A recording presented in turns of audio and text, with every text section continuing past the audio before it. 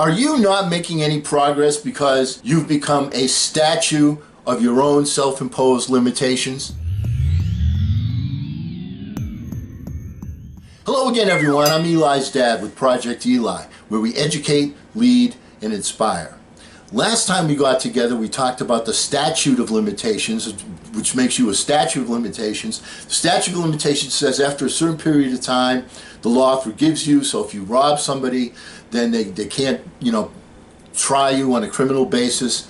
You need to give yourself that same advantage. And what I'm saying is you need to forget your past and move forward. You have to give yourself a statute of limitations. From this point forward, I'm a free person. I'm ready to rock and roll. But so many people today find themselves a statue, just standing still, not doing anything, and they're procrastinators. Last time we talked about mindset. Now we're going to talk about what it takes to overcome procrastination. And the first step to doing that, of course, is to recognize the different characteristics of procrastination so that we can overcome them. Identify which one or which ones are preventing you from achieving the goals that will help you get what you desire and you deserve out of life. Now, the first one is because some people feel they have to be a perfectionist in every single endeavor that they pursue. Here's rule number one, and I invite you to go back to my video on goal setting. One of the very first things we say in goal setting is there is no perfect plan. Otherwise, it wouldn't be a plan. There's no perfect plan. You have to recognize that you're going to have to make adjustments. There's going to be hurdles. There's going to be potholes. There's going to be certain circumstances that are within your control, not within your control, that you have to overcome. So don't worry about having the perfect plan. Don't look down the street and say, I need to wait till every single light is green before I get into my car and take off to get to my destination. You don't do that when you drive. You're not going to be able to do that when you're pursuing your magnificent obsession. Don't be a perfectionist. The key thing is to have a plan. The first plan gets you to your second plan, that gets you to your third plan, that gets you to your fourth plan, so on and so forth. This is how successful people operate. This will eliminate, if that's your issue in procrastination, forget about it. Get your first plan, move forward. Second obstacle is fear of the unknown. A lot of it's like walking in the dark. You don't want to walk in the dark. You don't want to, you might trip over something, you might stumble, but you know what?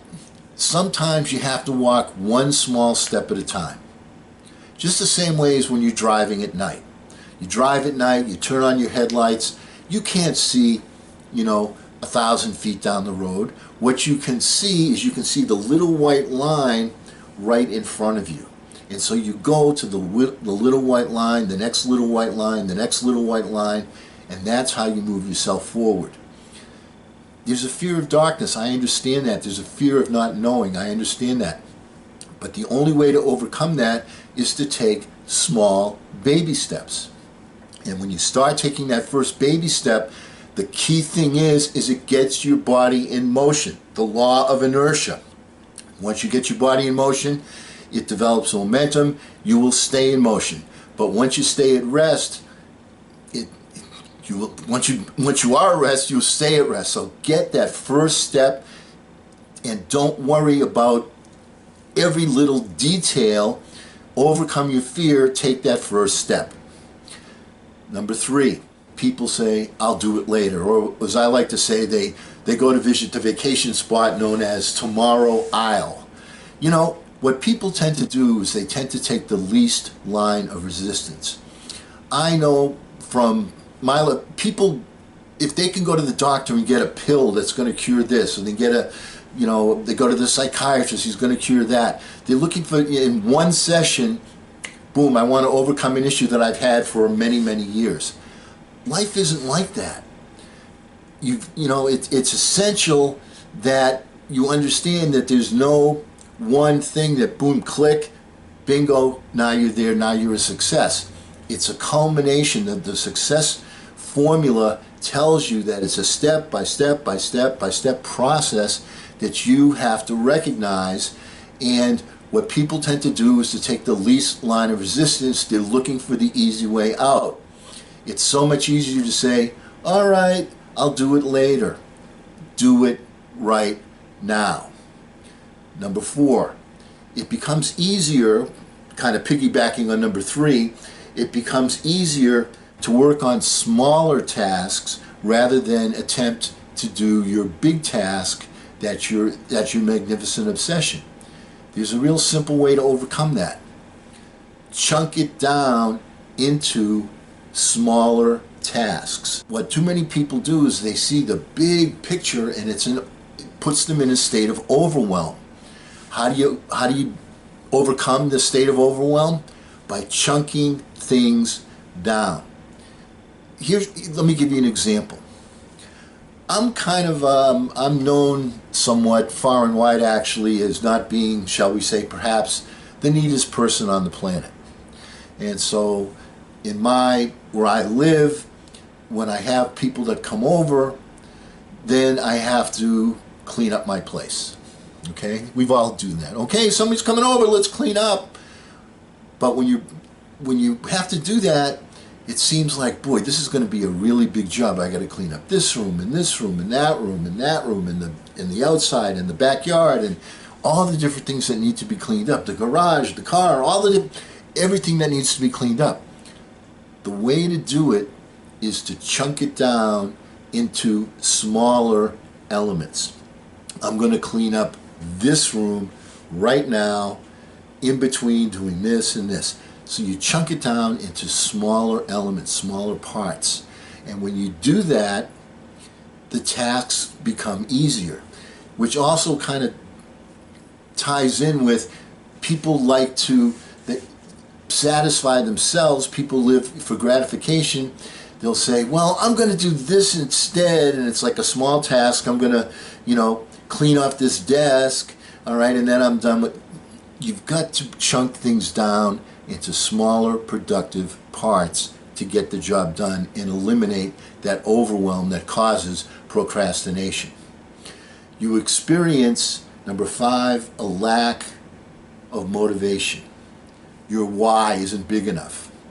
Well, you can live, as an example, I live in my place, and in my place, I can live with it being a little bit messy. But when I have people coming over, my why gets motivated. I need to get started.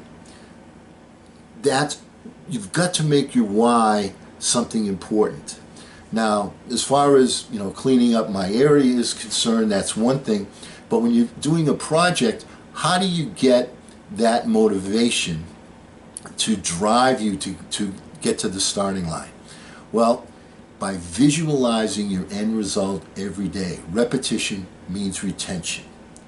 Repetition means retention. So every single day, when you see that every single day, that's going to put fuel on your fire to help get you started and get you out of the mode of procrastination. Which brings us to number 6. You're unclear about how to get started. Here's the key thing. Get started. Find something that gets you started. When I'm cleaning up my house, you see I have a particular issue here, a personal issue, can't you? All right, when I'm cleaning up my house, I start and I look at it and I'm in a state of overwhelm. But then what happens is I say, I'm going to start right here. And then from there, the next thing that needs to be cleaned, and the next thing that needs to be cleaned, and so on and so on and so on. Get yourself out of that state of overwhelm. Find some place to get yourself started. If that means talking to somebody, looking for, as an example, in starting this channel, I knew that I didn't have any technical knowledge, how to put these talks on video, how to get onto the YouTube channel. I knew nothing about that. So what did I do? I had to get started. I figured, where can I get started? Well, first thing is I need to find someone that can help me do that. I started talking to people. I started talking to someone, do you know somebody? And then I spoke to them. And then it came down to me just walking up to people that I see doing technical things and saying, may I talk to you for a minute? Here's my situation, I need some help. And I just started talking to people. I made a commitment to talk to 3 or 4 people every single day. And by doing that, I was ultimately able to find people that were quote unquote strangers to me that now work with me, that now help me. People that I didn't even know existed on the planet, they didn't know I existed on the planet. But I broke it down, something difficult, something that could be overwhelmingly difficult, like, how am I going to put this stuff on YouTube? I don't know how to do that. By chunking it down into something that and the first step was just talking to people that I knew stuff that weren't real interested in helping me and saying, do you know somebody? And I started there, and then my commitment grew from there. So you've got to find yourself some sort of a starting line. That is like the most important thing to get out of the state of procrastination. Number 7, here's a big reason, especially in today's times, people get distracted. Like we said, people love to take the least line of resistance. So what they say is, well, I can do it later, and they'll go to a video game, or somebody sent them a notification on Facebook, or they have an email or a Snapchat or whatever. You've got to lock yourself in. You've got to shut down all the outside distractions that can disturb you, and maintain a singleness of purpose, a singleness of focus, and a certain amount of time to get that done. So you have to say, you know what, I'm going to give myself, and this is a pretty good time block to use, somewhere between 2 and 3 hours if you have a particular thing that you want to get done. Give yourself 2 or 3 hours, then you can take a break and then get back to it again. Okay, give yourself another 2 hours to get back to it. All right, but the first thing is you've got to give yourself a specific block of time where you're not going to be disturbed. It's as simple as that. I'll give you an example of one of the things that I used to do. I used to make my sales calls. You know, you can go out and you can be making calls all during the week, or you can choose the day of the week that most people are at home, the time that most people are at home, and that's going to increase the odds that you have of reaching people. And the time that most people are home is Sunday evening. So I would block off 2.5 hours every Sunday night, and I would go to my office. I wouldn't do it from home. I would go to my office, because there'd be no distractions. There wouldn't be any TV. There wouldn't be, the phones aren't going to ring. No one's going to call the office on a Sunday. There's no distractions. I'm in there. I'm focused on the one thing, and I was very, very, very productive. And it wasn't like I came up with the idea. My boss said, the #1 show on TV at that time was a show called 60 Minutes, which I believe is still on the air. And it was the #1 show for years and years and years. He said, you know why it's the #1 show? Because people are home on Sunday night. That's why it's the #1 show. So come into the office on Sunday, make your phone calls, then you're going to reach the maximum number of people. And it worked. So you need to block out some time. You need to eliminate distractions. You need to have that singleness of purpose, and then you will be much more productive, and it'll get you out of the mode of procrastination. And finally, number 8, what's the reason why people procrastinate? Is because they know they're going to have to commit some significant effort and hard work to their project. And people tend to like to coast through life.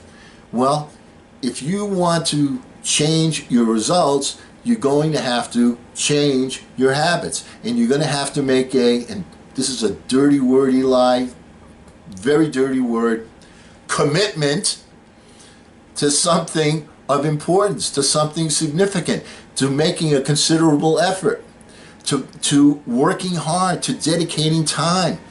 These are the key things. You can't let that commitment get in the way and make you a procrastinator. You've got to commit to excellence. You've got to commit to getting the job done. You've got to commit to changing your habits. You can't be, a flighty little bird going from branch to branch to branch. You've got to stay on that one main branch, and you've got to eat the fruit that's on that branch. And you've got to recognize that everybody around you, once again, Why is the world divided? 95% unsuccessful, 5% successful. Because 95% of the people have the habits of being flighty, of going from branch to branch. The 5% have the ability to stay focused on one thing. They dedicate their time. They dedicate a block of time. They get to the starting line. They don't let fear get in their way. They don't get distracted by things. All of the things that we talked about here are the reasons why people procrastinate.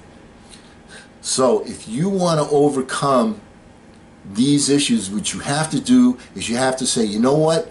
That was me before. The statute of limitations is up. I'm not going to be convicted of any of these crimes anymore. I'm going to develop good habits. I'm going to develop new habits.